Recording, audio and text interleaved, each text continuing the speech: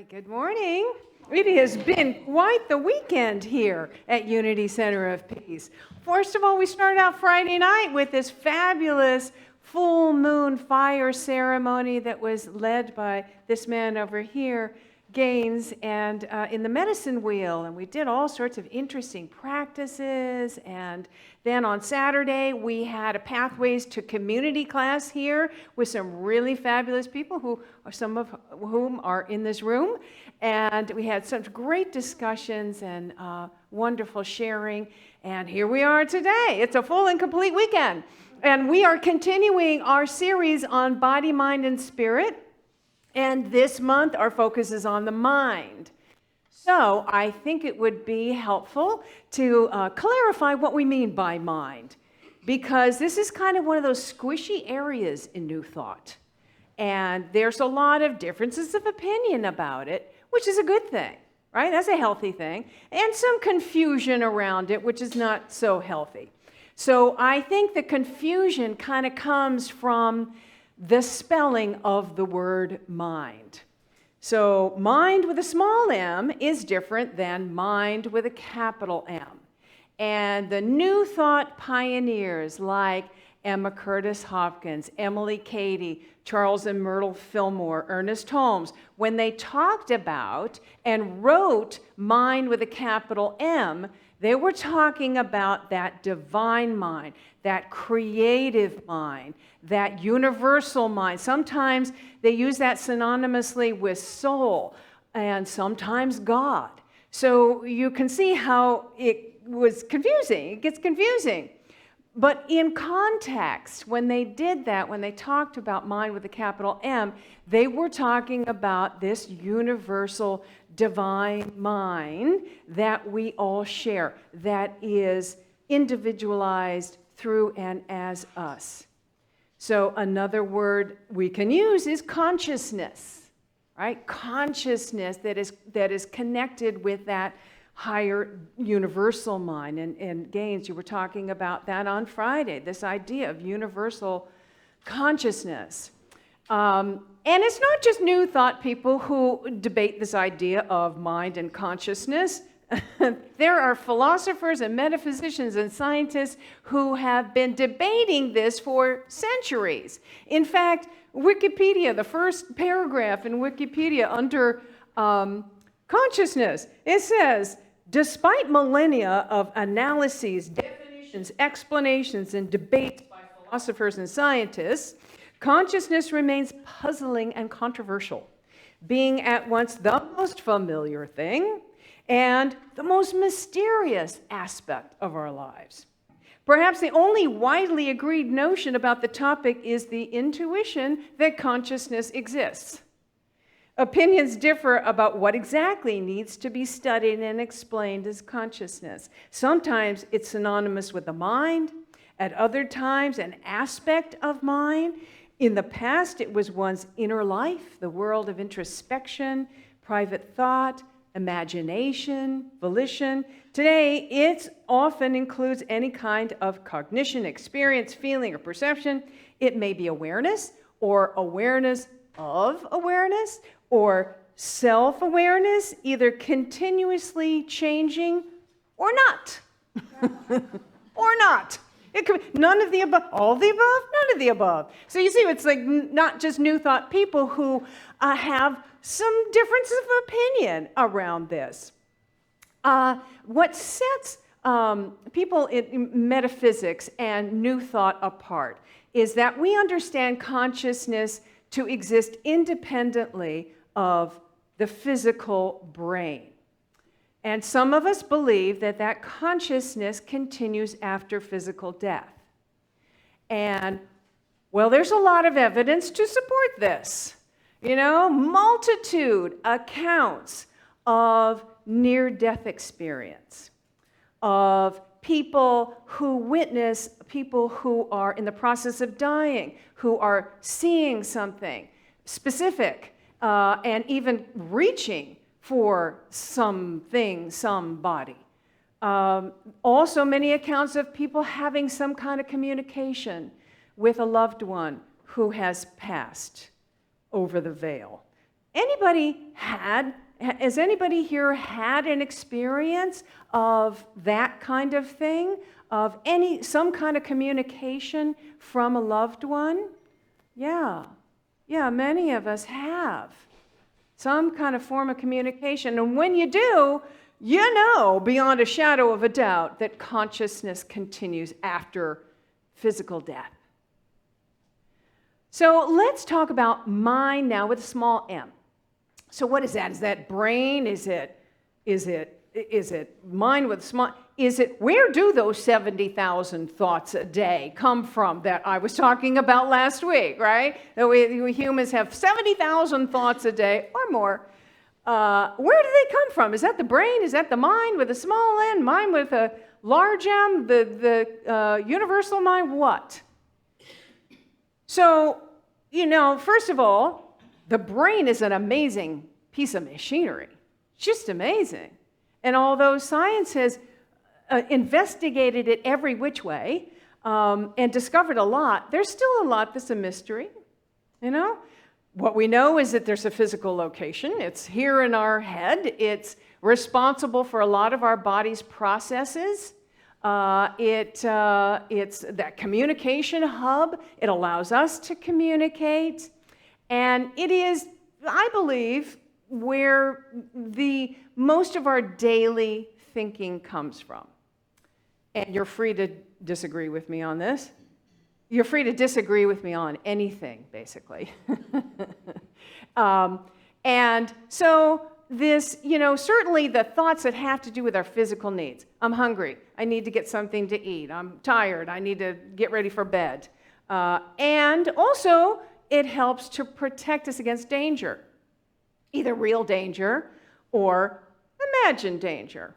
I don't know if they're going to like me. I don't know if I should do this. And, oh, that person said something offensive to me.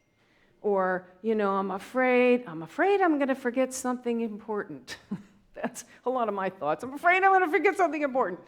So those thoughts, certainly those repeated thought patterns that I talked about last week, that's the brain, right?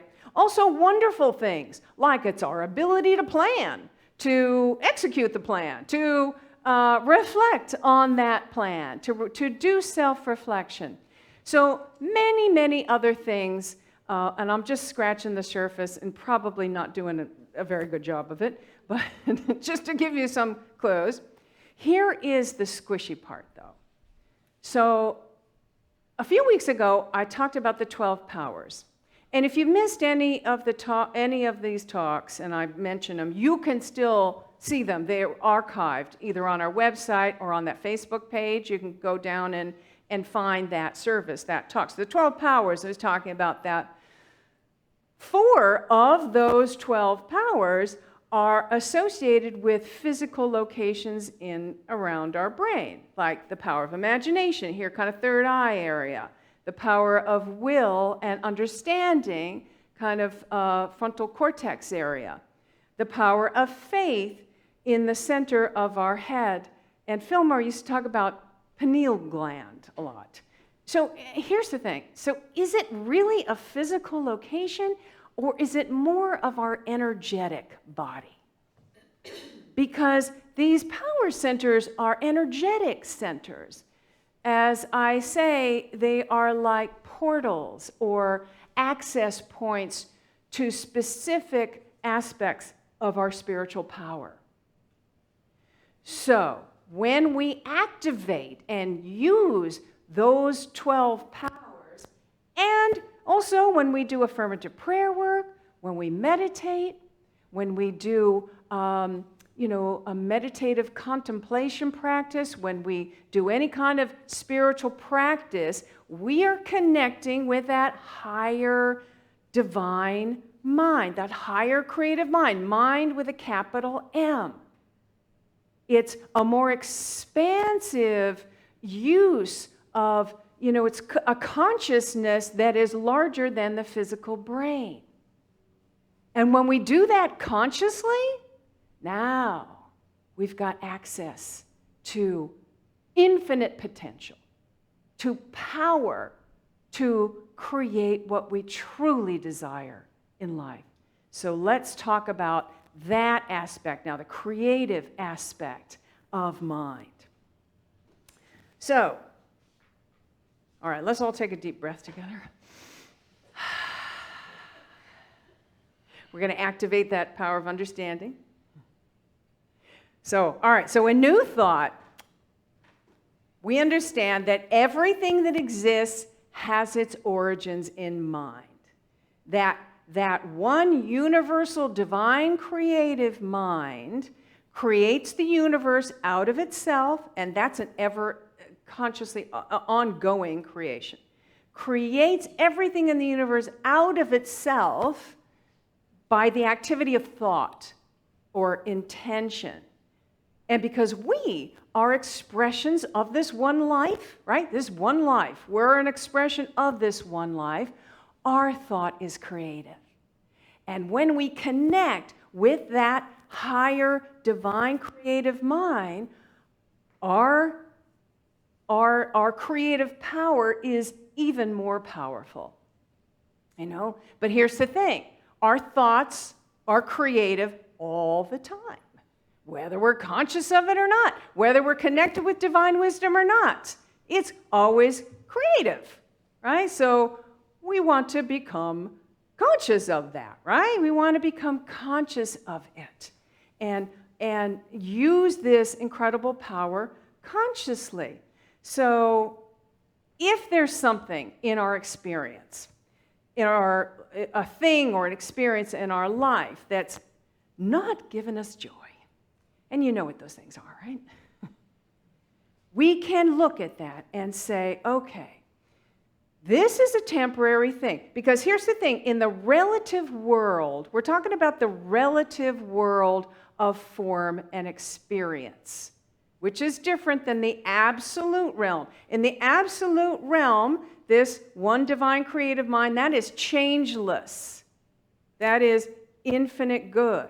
In the relative world that we spend most of our lives, it is constantly changing. Nothing is permanent. And we can change our minds, right? We can change our thinking. And so if we're experiencing something that's not giving us joy, we can look at that and go, that is a temporary thing. It doesn't have to be permanent, and it could have been fueled by thoughts, by ideas that are based in separation thinking, in fearful thinking, in lack and limitation thinking. And if I can see that as a manifest, like a coagulated thought, and then I can change my thinking.